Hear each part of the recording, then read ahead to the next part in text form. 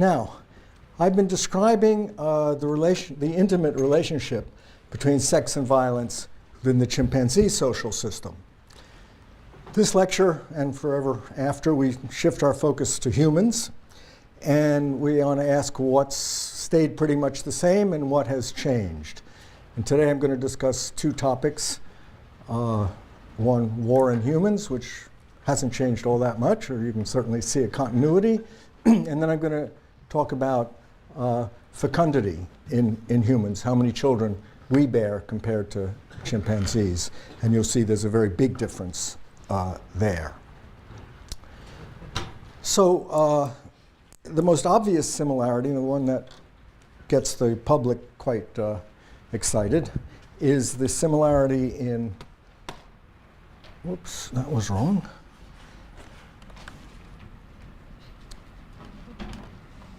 Come on, up. There we go. Oh.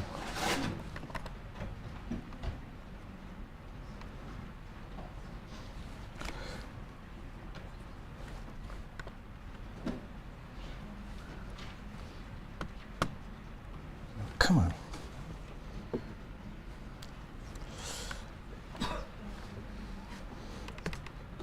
Okay, so violent death has always been a very important aspect for humans, especially, well, all the time. But I'm going to talk now about what's called primitive times. And this is data from a tribe that's in Paraguay, in South America, in the period just before it had real contact with Western people. So it has nothing to do with modernity. This is apparently the way they lived for time immemorial. And what this table does is list the number of deaths by age, putting them in different age groups. And here's just children, or we would call them infants almost, 0 to 3 years. And you can notice there's a significant amount of death. This is all illnesses. That's communicable diseases and all kinds of other diseases. That's the percentage of deaths from that. And then there's other causes, congenital, degenerative, accidents, some. But here's violence, various forms of violence. 56% of infants from 0 to 3 died because of violence. Here is children, age 4 to 14. And again, we see that all illnesses, about 15%, accidents, violence, 74% violence. Now adults, this is a 45-year period. The number of years in the periods are not equal. And here is illness, 28%, not insignificant. Accident, not insignificant. But the various forms of violent deaths, 46%. And it's only when you get over 60 years of age. So in each of those three age categories, violent deaths have been the dominant form of death. It's separated by males and females, males, females total, and that's true for males and for females. The sum, I'm showing you the sum totals. It's only, even after age 60, violent death is still the dominant cause, a third of deaths, but it's the only age at which it doesn't really be 50, approximately, at least half of the deaths, only when you get that old. So it's quite striking how significant violent death is in human demography. And several things should be noticed there. That communicable diseases are less important for hunter-gatherers. These are very primitive hunter-gatherers, the Ache. And one of your readings is from their own description of the way they live and the dangers that they face. That communicable diseases are less important because the population density is so low. Later we'll see, and so diseases just don't get to pass around. We'll see later that the influence of disease rises drastically, especially among infants, when the population density gets high enough so that people pass around diseases quite common. Another thing you may notice from this, that more individuals die in the first 3 years of infancy, 131 deaths, then in the 45 years of adulthood, 126 deaths. So deaths in infancy are per year are 15 times as common as deaths in adulthood. And of 383 people who are cataloged here, only 7 people died of old age. All of them had other really identifiable causes. So given this background of the significance of violence, and this includes more than just war, but does not include deaths from animals, being eaten by animals, which is considered an accident. So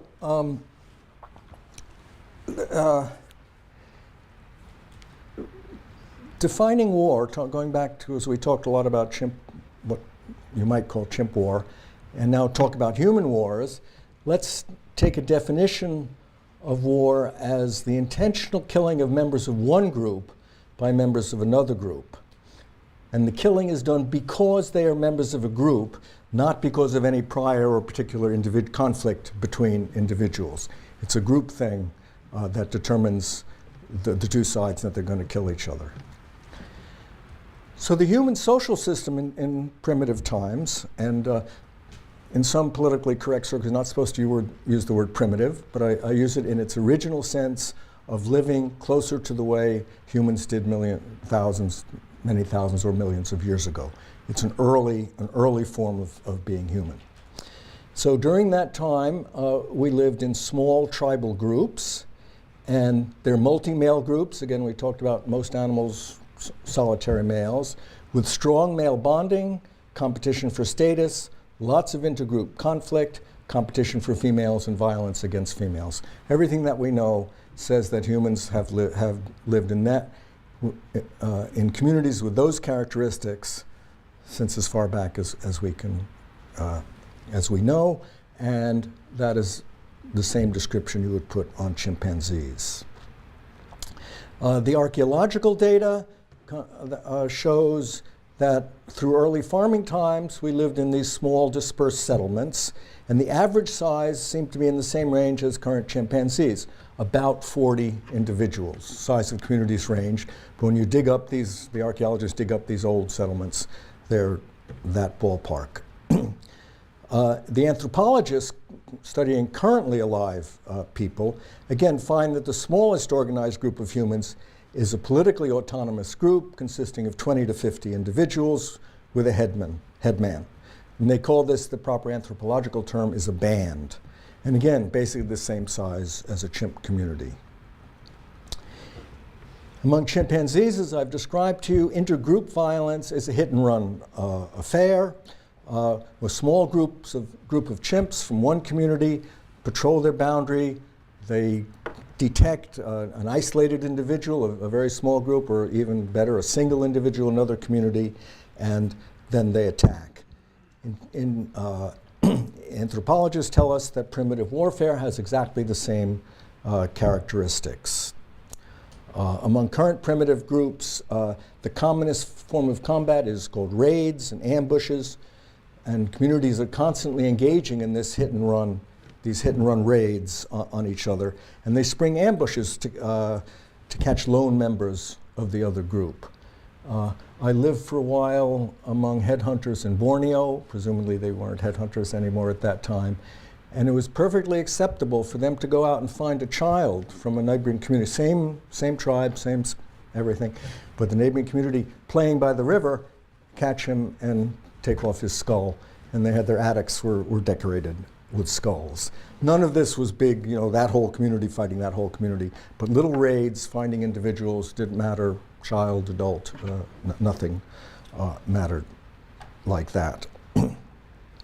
So you can draw many similarities between the chimp organization of this lethal raiding and human warfare. And so how does one think about this? Well, there are two possibilities. Either whatever you think of the chimp warfare and the causes of it, you have to think that a lot of that is still causing human warfare, or you can say, as many utopians do, that they're different, that no, human warfare has nothing to do with chimp warfare. One of the ways to prove or disprove that would be to look in history, as far as we can tell. And if it has different causes, what you have to assume is we know for sure that this is what chimps do. And we presume that their ancestors some millions of years ago before we split did that, but we don't really know that. But we presume it's true that chimps did that, and then sometime in human history we have to find a period where we stopped doing it. And then at a later period we started doing it again, but now for a totally different set of reasons than for the chimp reasons. So the strategy of trying to figure out this question is then to go back in history and gather the archaeological, the anthropological, whatever data we can gather, and try to find out, has there been a period in human history where we were not, did not have this intercommunal violence? And the people who believe that war has different causes they think agriculture started because land becomes valuable, or private property of some sort. People wanted to get each other's private property, or governments, modern state governments, or very commonly you'll hear that it has something to do with modernity, that civilization has somehow corrupted the pure nature of early humans who were wonderful human beings and didn't go to war. So what was the situation for prehistoric humans? So we can go back to the Neanderthals, which are closest kind of sister subspecies. And these guys, as you know, heavy musculature, robust bones, they were strong, obviously strong characters. But when you study their graveyards, 40% of Neanderthal skeletons have head injuries. And how does one attribute that? Either they were very clumsy and accident prone and always somehow managed to fall on their head. As far as we know, they didn't climb trees very much and hang upside down and fall. Or there was a lot of club wielding and head bashing going on. Homo sapiens, not Neanderthals, the earliest human burials that haven't just decayed away are about 20,000 to 35,000 years ago. And when you dig them up, what do you find? Spear points embedded in the bones, cranial fractures, scalping marks, and so forth. These burial grounds are found wherever archaeologists look. Some of the most prominent ones are Italy, France, Egypt, Czechoslovakia, because that's where archaeologists have had access to dig. At a 13,000-year-old cemetery in Sudan, over 40% of the skeletons had spear or arrow points embedded in them. The wounds, there were children buried there. The wounds found from the children in the cemetery were all execution shots in the head or the neck. They were just bashed to death in the head or the neck. This was not like one burial from one horrific incident. It was clearly used over several generations. It was a continuing cemetery. And many of the adults show not only the wounds that caused their death, but many prior wounds, bone cracks and skull cracks, that had healed. So you can see both a wound from some prior conflict which had healed and the new wound which caused the death at this moment. And individuals had gotten into a lot of conflict. One skeleton had 20 different wounds. That means bone cracks that you could still see 13,000 years later. And soft tissue injury we just don't have any way of knowing about. When you get to modern times, still prehistoric, I mean before we have any written records, before anything you'd call civilization, things get a little stylized, that clearly culture is advancing. There's a middle Stone Age cave in Germany, only 5 to 10,000 years old, where there are 2 caches of skulls, just the skulls are there. They're neatly arranged like eggs in a basket. And they're the disembodied heads of men, women, and children with multiple heads, multiple holes knocked by axes into their skulls. And they didn't show a picture of that, but this is a modern version of that. This is actually from Thailand. This is the way skulls can get arranged. That picture has a totally different kind of purpose. How many of you remember Iceman, the guy that got unfrozen from the Alps? You're all aware of this. So in 1991, one of the glaciers in the Alps disgorged a Stone Age man who had died, they think, 5,300 years ago. And as at least a good number of you know, he had a lot of press, and he was called the Iceman. And since it took 5,300 years for him to come down the mountain, he must have died pretty high up in some high point of the pass in the mountain. So it was just assumed that he died, froze to death while trying to cross the Alps, and got encased in the ice, and 5,000 years later came down. So for 10 years, academic opinion said that. And then they finally got around to taking a CAT scan of the body. And guess what they found? A 2-centimeter flint arrowhead had ripped through his scapula and lodged 6 centimeters deep into his shoulder. He had been shot from behind by an arrow, and he died of internal bleeding. Again, a violent death. You come to even more recent times, a Native American settlement, American Indians, from about 1325 AD, so almost 200 years before they're have any contact with Westerners. And this contains the remains of 500 men, women, and children.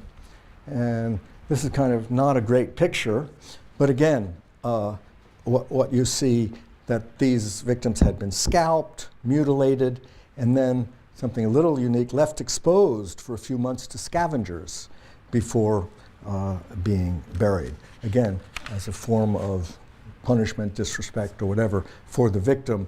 You not only slaughter them, mutilate them, or maybe mutilate and then slaughter them, and then you leave the scavengers to chew on them, and then finally they get buried.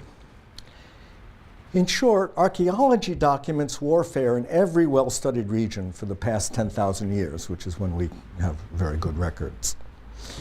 Okay, so that's what you can dig up. The other thing is to look at currently primitive human beings and ask how many of them are truly peaceful. And so the anthropologists now take over from the archaeologists. What the anthropologists find is that 90 to 95% of known societies have been involved in war that we can document. Of one sample of 50 societies, 45 engaged in war frequently. 4 did not engage in war because they had recently been driven into isolated refuges by warfare. I know, have any of you been to the Indians, the Aymara Indians in Lake Titicaca in Peru? It's a big tourist spot.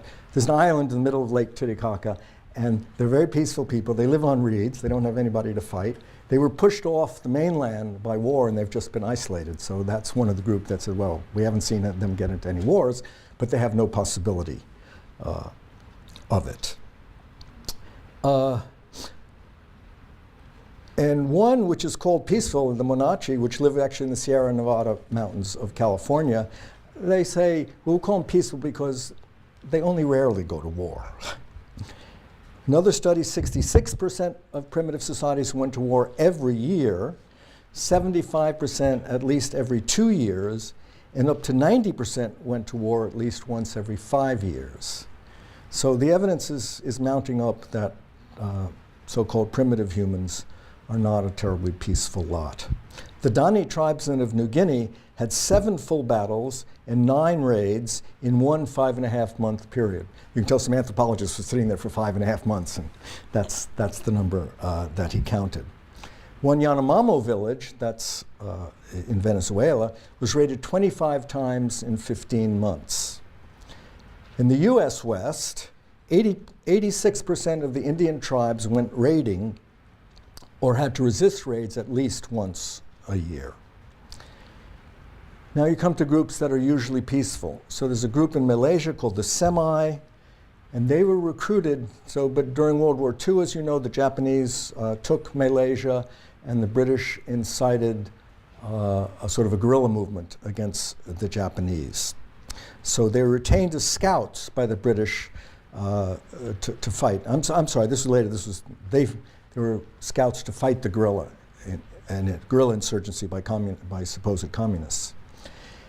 But eventually, some of the guerrillas killed a few of the Semi, a few of their kinsmen, and then even though they had never been known to be warlike, they became extremely warlike. One Semi veteran recalled, "We killed, killed, killed. The Malays would rob the corpses, but we did not want anything. We thought only of killing. Wow, truly, we were drunk with blood. It sounds like that their culture, like many cultures, had repressed the killing for some instinct or killing propensity for one reason or another. And then when the cultural controls came off, boom, the instinct just roars up, totally full-blown, almost instantaneously. And we've seen that in so many cases. In Yugoslavia recently, where people lived together for a very long time in moderate harmony, all of a sudden, bang, they start killing each other. The Germans before the Depression in the 1920s were among the most civilized people on earth in science and education. Boom, they become savages almost immediately.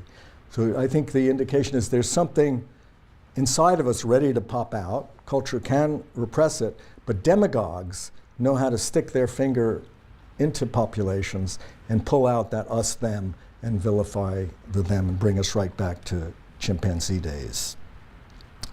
You all know Yale is the Center for Study of the Cambodian Genocide, where now one group of people, the Cambodians, sort of split into two, and the slaughter was terrible. How many of you seen the movie The Killing Fields? How many of you know about the Cambodian genocide? Again, most of you, but not all of you. It's one of the most recent, most horrific kinds of killing. And this killing can be, what basically happens is that one group does not consider another group humans. And if you look in primitive languages, very often the word for human is the same as the word for their group, whatever their group is. And in the American Indians, that was also a common kind of phenomenon. There's a good report from March 18th, 1690, in Salmon Falls, New Hampshire, where a girl named Mercy Short lived. They were raided by the Abenaki Indians. That was at that time, 1690, of course, a real frontier town. Mercy saw them kill her parents and 3 of her brothers and sisters. She was taken on a long winter march to Canada. The captors sort of dragged her up to Canada. During that march, she saw a 5-year-old boy chopped to bits, a young girl scalped, and was forced to watch with her hands tied as another fellow captive was stripped, bound to a stake, and tortured with fire, after which the Abenaki danced about him, and at every turn they did with their knives cut collops of his flesh from his naked limbs and throw them with his blood into his face. Remember, this is someone who's already a captive with the hands tied, so there's no immediate threat. It's a clear sign of just not considering these outgroup individuals as humans. All chimpanzees have one set of morals toward an in-group, and as I've told you, that in the wild, the male-male conflicts never result in death, nor do the male-female conflicts within a group. But in an out-group, if possible, they always result in death. Now, what does one think of this? There's a very interesting story from early America. It's actually Amerigo Vespucci, after whom America is named. And you know, Columbus discovered America 1492. 10 years later, they were exploring all around, and Vespucci went on one of the exploration expeditions along the coast of South America. And he had some interaction with the local tribes people and had some interpreters on board. Columbus had brought some natives back to Europe, and they were able to do some kind of translation. And he was very interested at how different they were from Europeans. Their marriages are not with one woman, but with as many as they like, and without much ceremony, meaning they just get married very casually. And we have known someone who had 10 women who married to him. They were very prolific people, meaning having lots of children, but they have no heirs because they hold no property. Even childbirth is without pain. Quote, "Women in parturition do not use any ceremony as ours do. They eat everything, go on the same day to the fields, and wash themselves. It seems that they hardly feel their parturition, parturition giving birth. Now you can see that what he's dealing with is the 1500s, the late Renaissance attitude, political science theory. What is it that causes wars between societies, which they had lots of back then? And one of the issues is original sin. These are very religious people. And what was the major punishment for Eve's eating of the apple? Pain in childbirth, severe pain in childbirth. Here were some people that had no pain in childbirth, and he waxes poetic about that. Were they absolved of original sin? That's the kind of issue that's in his mind. He also says, they are people who lived many years, and according to their succession, we have known many men who have 4 generations living. So that's about 80 years. What is he referring to here? Again, from the Bible. The span of life. What's the span of life? 70 years. Very hard to fit 4 generations into that. So again, he's reflecting that these are not people like European people. So he goes on with all the wonders of their civilization, or their uncivilization, whatever you want to call it. But, he says, quote, they are a warlike people, and when they fight, they do so very cruelly, and that side, which is lord of the battlefield, bury their own dead, but the enemy dead they cut up and eat. One of their men confessed to me that he had eaten the flesh of more than 200 bodies. Continuing, Vespucci talking. The most astonishing thing about their wars and cruelty is that we could find no reason for them, since they have no property, or lords, or kings, or desire for plunder, or lust to rule, which seems to me to be the causes of war and disorder. Again, straight late Renaissance theory of political science theory. When we ask them to tell us the cause of the war and disorder, they could give no other reason except that this war began among them a long time ago, and they wish to avenge the death of their ancestors. So it's a very interesting passage. The Indians, Vespucci's idea is that original sin is what causes this, and then political, the sins that humans do have, the lust for power, etc., is what causes all these wars, and none of that fits these South American Indians. The same message that it's not obvious what the cause of these wars is comes from modern anthropology. So the Yanomamo of Venezuela and Brazil, who are very violent people, there was a book called The Fierce People that describes them. They're very, very warlike. They're in that border between Venezuela and Brazil. They're involved in almost constant warfare. And yet, what are they after? Yanomamo villages are surrounded by abundant unoccupied territory. They're just not settlement to settlement to settlement. There's plenty of space in which they could expand. Napoleon Chagnon, who you may have heard of, the anthropologist who studies the Yanomamo, believes that the fighting between them was apparently motivated only by desires to exact revenge and capture women. We've seemed to have come across this before.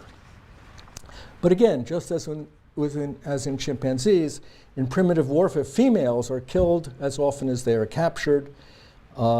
And most of these primitive tribes, as well as modern peoples, have difficulty getting food, not as a cause of war, but as a result of war. Things get so disrupted by war that that's the reason they have trouble getting food. Okay, all of this is archaeological and anthropological, studying times or peoples who don't have really any writing system. So in a sense, it's prehistoric. Once we come to writing, the record of violence flows hot and heavy. The first account of the exploits of mortals are military histories. The earliest writing of the Chinese, of the Greeks, of the Romans are concerned with wars and warrior kings. The most Mayan hieroglyphic texts are devoted to the genealogies, biographies, and military exploits of the Mayan kings. The earliest Egyptian hieroglyphics record the victories of Egypt's first pharaohs.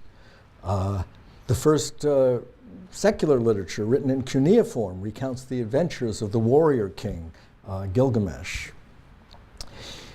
The early and extreme warlikeness of the earliest civilizations is laid out in the Bible. You just read the Bible and you get the whole message I'm giving you. The earliest written part of the Old Testament, Exodus, recounts the brutal Hebrew conquest of Canaan. So Numbers 31, 7 to 18. The Israelites get the 10 Commandments, thou shalt not kill, and then they go off to conquer Canaan with lots and lots of killing. They wage war against the Midianites, as the Lord, this is one of my favorite passages. They waged war against the Midianites as the Lord had commanded Moses, and killed every male among them. But the Israelites kept the women of the Midianites with their children as captives. When Moses learned about this, the captains came back, thumped their chests, we've had a great victory, we've killed all the men, and here we have the women and children as captives. Moses becomes angry. So, you have spared all the women. Why, they are the very ones who prompted the unfaithfulness of the Israelites toward the Lord. Slay, therefore, every male child and every woman who has had intercourse with a man. But you may spare and keep for yourselves all girls who have had no intercourse with a man. An echo of the chimpanzees who, when a female tries to transfer, if she has children, she's a goner. If she's young, presumably a virgin, then she will probably be allowed to transfer.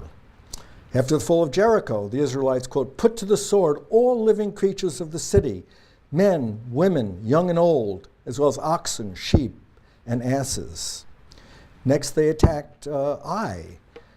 There fell that day a total of 12,000 men and women, the entire population of Ai.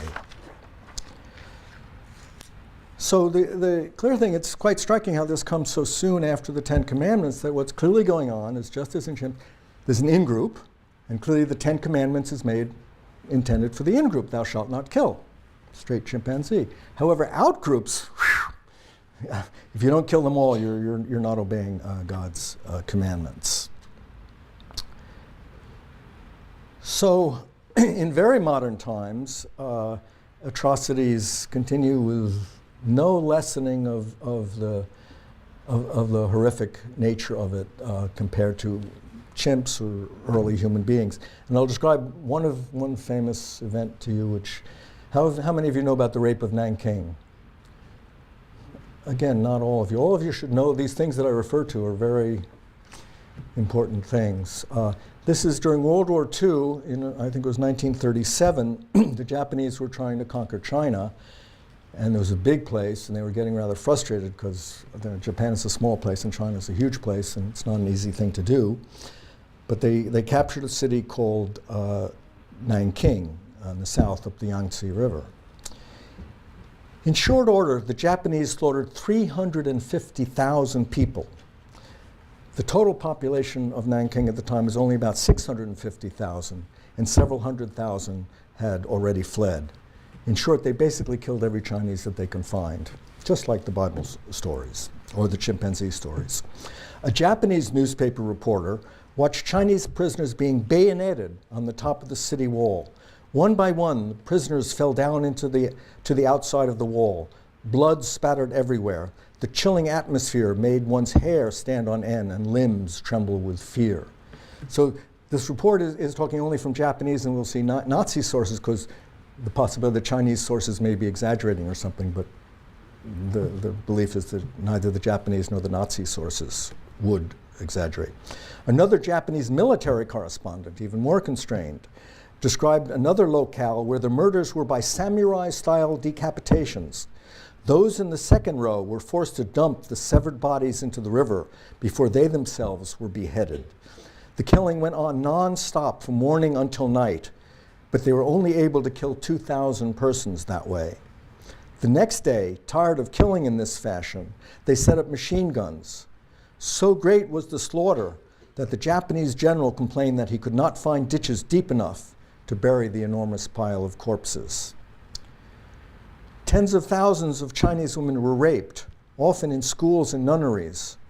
Thousands more were put into sexual slavery, forced into prostitution, whom they refer to in Japanese as public toilets, the women forced into prostitutions. Many soldiers went beyond rape to disembowel women, slice off their breasts, nail them alive to walls. Fathers were forced to rape their daughters and sons their mothers. Not only did live burials, castration, and the carving of organs and roasting of people become routine, but more diabolical tortures were practiced, like hanging people from their tongues on iron hooks, or burying people to their waists, and watch them being torn apart by German shepherds. So sickening was the spectacle that even the Nazis in the city were horrified. When the Japanese took Singapore right after Pearl Harbor, they shot and decapitated another 20,000 Chinese. So that was just a modern example to show you that whatever this is in humans that makes us want to kill members of another group, it is totally unfettered by anything that you might call control or civilization. When it breaks out, the violence is just incredible. So the bottom line is that war seems to be characteristic of almost all, and possibly all human societies at all times in our history. There is no example, no period which we can find out where there's a discontinuity between the chimpanzee behavior and our current behavior. And so again, I think whatever you think of what's causing the chimpanzee war, you probably have to consider very much the same explanation for human war. The amount of death, I showed you one example from one tribe, the Aceh in South America. In any one tribe, the experience may or may not be characteristic. This is from a book, Lawrence Keeley, War Before Civilization, which traces a lot of the information I've been giving you. And what he does is he collects all the data that anybody has ever captured, not just that are sort of, he can get some idea of the percentages of deaths by war. And this is percent of deaths from warfare. This is males, and this is everybody together. So, and these are different tribes at different times for whom we have data. And you'll see that the numbers, the male numbers, go up to 50 or 60% of male deaths are from these wars. And the deaths of everybody, which is this, is somewhat smaller, a fifth or a sixth, 15 to 20% of deaths, but going up, of course, to 40% of deaths. So what the point he's trying to make with this graph is, here's primitive warfare, these darkly colored bands, what he calls primitive warfare, and the white bands are so-called civilizations, and he calls civilization anything that has a state, like the Aztecs had a state, and one of these is Aztecs. And from the data that one has, we are, even though we think of World War II and all these current incredible wars and all our technology devoted to war, what's happening is that we have many, many more people die than did in the past, but the population of humans has grown so much that the percentage is not so huge, and our wars are less frequent. Rather than having raids almost continuously, as in a lot of primitive warfare, we have wars every 15 or 20 years or so in general between any two groups fighting each other. So what he shows, again, from the data that one has, which has large and unknown error bars, the civilized warfare, which is the Aztecs, France in the 19th century with the Napoleonic Wars and the 1870 War, Western Europe in the 17th century, lots and lots of wars in the 1600s, US and Europe in the 20th century, World War I, World War II, and so forth, that as far as he can tell, the fraction of all deaths that is caused by war is decreasing. And one possible very nice way of looking at human history is that humans have some sort of a propensity, call it an instinct if you like, to identify an in-group and everyone else's out-groups. These in-groups can be nationality, they can be religion, they can be color of skin, they can be language. Language is a big source of conflict in Canada and Belgium, all kinds of places. Almost anything will do. It can be Yale versus Harvard or Berkeley College versus Calhoun College. and Red Sox, people with Red Sox fan. The English, who are generally very civilized, get into a soccer stadium and they start killing each other. So humans have this enormous desire to identify in-group and out-group, and we even now pay, to advertise a company, because anything that looks like a group membership symbol, humans love that, and we'll pay a lot to have, a hat or a name of some team or even some company on them. And we have very different morals toward the in-group and the out-group. And it seems that that's what's still going on to us, that as time, we have that still, but as time goes on, because of increased communication and increased education, probably what we consider the in-group grows. First it was your little village, of, little hamlet of 40 people. Then maybe you organize into some sort of a tribe of 1,000 people. And gradually it grows. If you read the history of Europe, there are all these little cities, say Greece with city-states. A whole city could consider one family, with a lot of divisions within it. Renaissance Italy, you have the Medicis and the Pazzi killing each other, families within cities.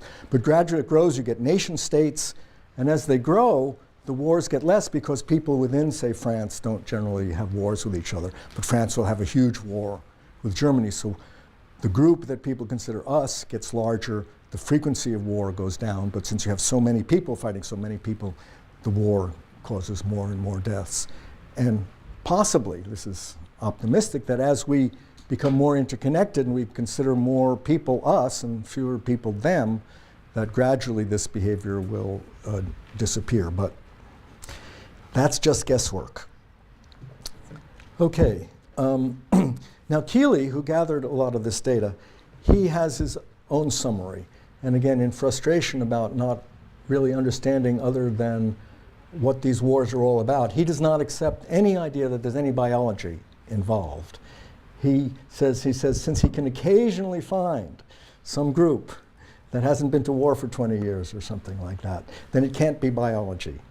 And the view of biology that many social sciences have is sort of that everything is, if it's biology, it's a knee-jerk reflex. If your nervous system is not impaired, every time I hit your knee with a hammer, your knee will kick out and there's no volition. And they say, so if we ever see a human not doing some behavior, that behavior cannot be instinctual. Of course, that was disproven in around 1910 by Pavlov. You all know about Pavlov? Mm-hmm. So he takes an instinct as basic as eating, and a dog sees a piece of meat, starts salivating. And then very rapidly he rings a bell a minute before the dog sees the meat, and the dog starts salivating to the bell. So since 1910, at least, we've known that even the most basic behavior can be controlled by something with a smaller brain as a dog, even though one would never say the dog does not have an eating instinct, does not have a salivating instinct. Of course they do, and yet dogs can control it. I tell a story about my dog. So a smallish white Samoyed. And I'm at work all day. I work long hours, and so she's at home all day. And by the time I come home, she's a little frustrated. She's been cooped up, and I'm a little frustrated.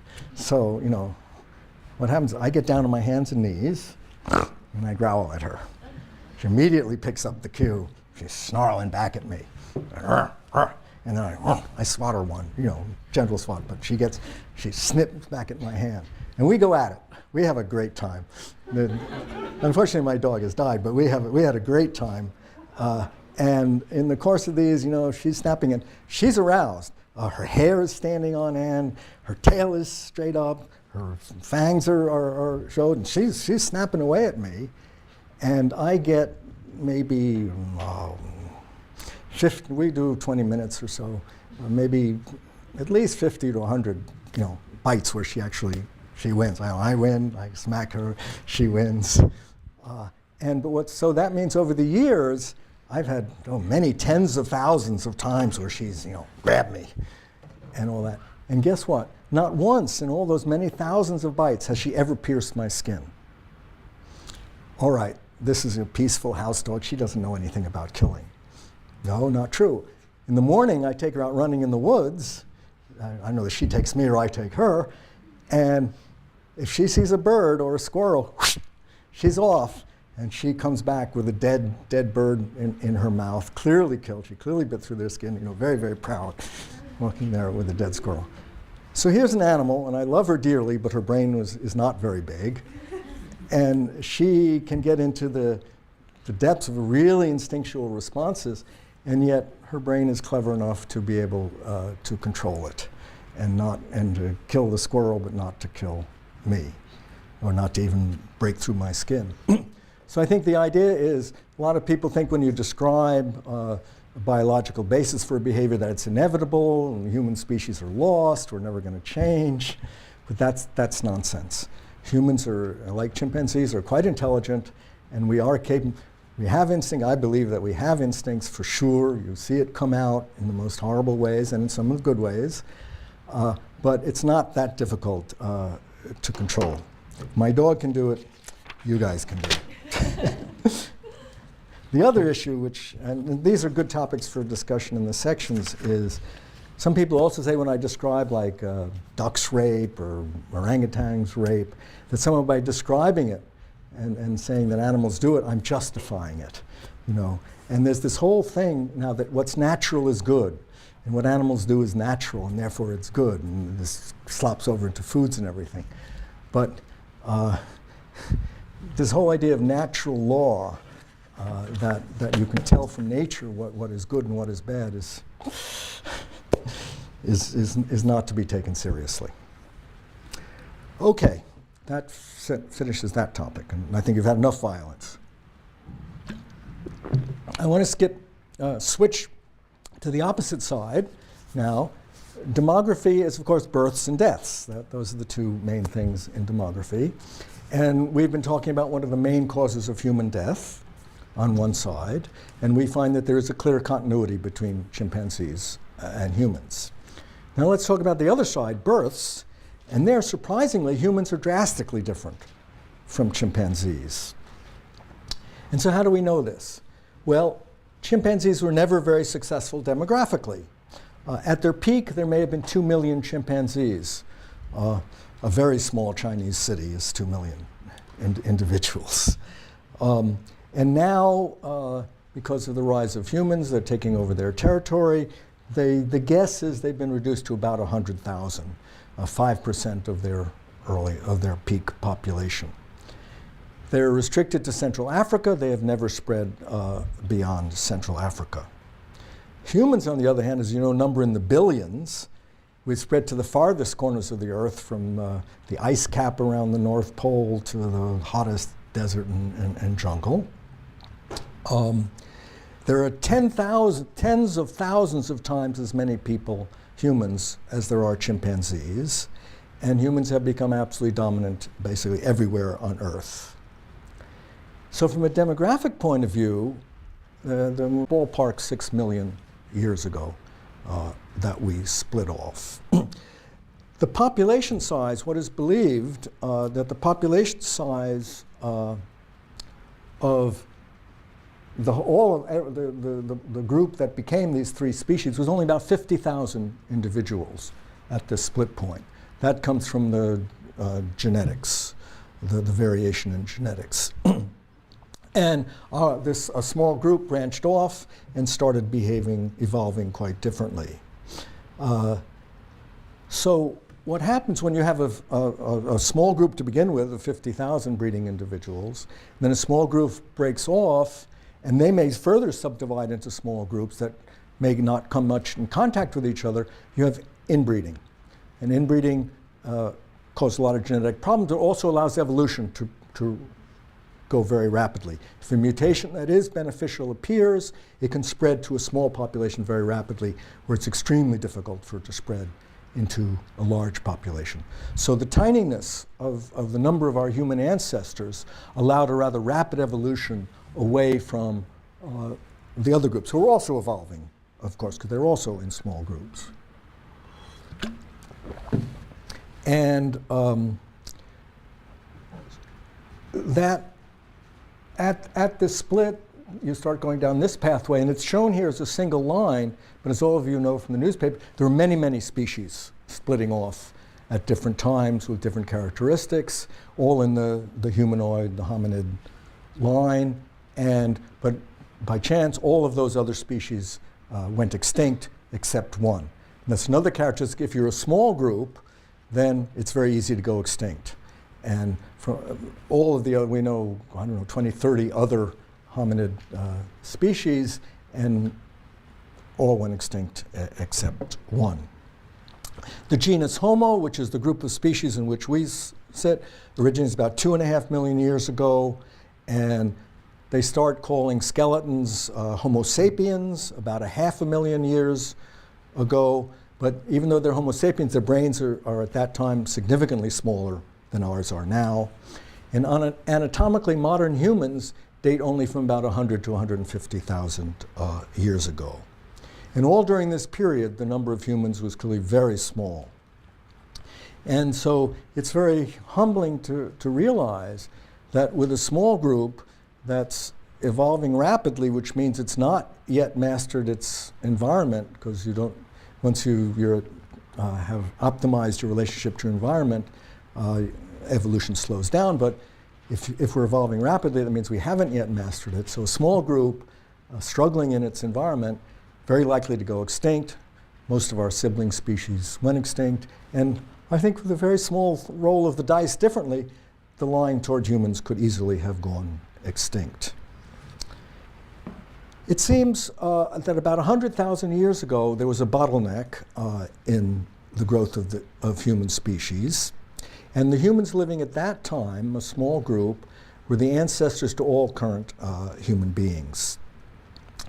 There was a small population of about 2 to 10,000, they believe. That was the total human population at the time, 2 to 10,000 of humans living in Africa and interbreeding. There may have been other human populations somewhere else that disappeared. We don't know.